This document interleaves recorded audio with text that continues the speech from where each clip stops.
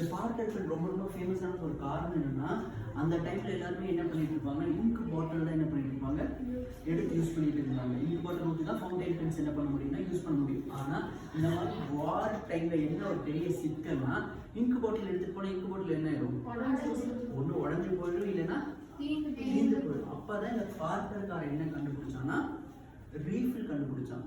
Okay, இதை மட்டும் இந்த மாதிரி ஒரு 10 வச்சுக்கோ நீ பேக்கெட்ல, அது உனக்கு லீக்கும் ஆகாது, உடையவும் செய்யாது.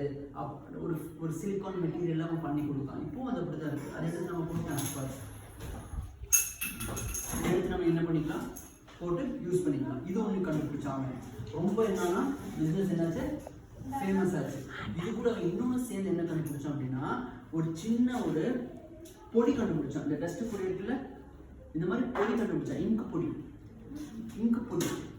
அந்த இங்கு பொடியில கொஞ்சம் நம்ம என்ன ஊற்றினா போதும், தண்ணி ஊற்றினா போதும். அது இங்கு என்னவாயிரும், தண்ணி ஊற்றி கலப்பினது என்ன ஆயிரும், இங்க் ஆயிரும். அதுக்கப்புறம் நம்ம பேனால போட்டு என்ன பண்ணிக்கலாம், யூஸ் பண்ண ஆரம்பிச்சிக்கலாம். ஸோ போர்ல வந்து கண்டிப்பாக நிறைய சோல்ஜர்ஸ் என்ன பண்ணுவாங்கன்னா, அவங்க ஃபேமிலிக்கு என்ன பண்ணுவாங்க, லெட்டர் எழுதுவாங்க, புக் எழுதுவாங்க, அவங்க எக்ஸ்பீரியன்ஸ் அவங்க என்ன பண்ணுவாங்க, உலகத்துக்கு ஷேர் பண்ணி ட்ரை பண்ணுவாங்க. அப்போ இந்த வியட்நாமோட அந்த யூஎஸ் அந்த ஜெனரல் நினைச்ச ஒரு விஷயம் என்னன்னா, நான் கண்டிப்பா என்ன பண்ணிடுவேன், வெளியே போயிடுவேன். வெளியே போய் நான் எனக்கு நடந்த விஷயத்த நான் என்ன பண்ணுவேன்,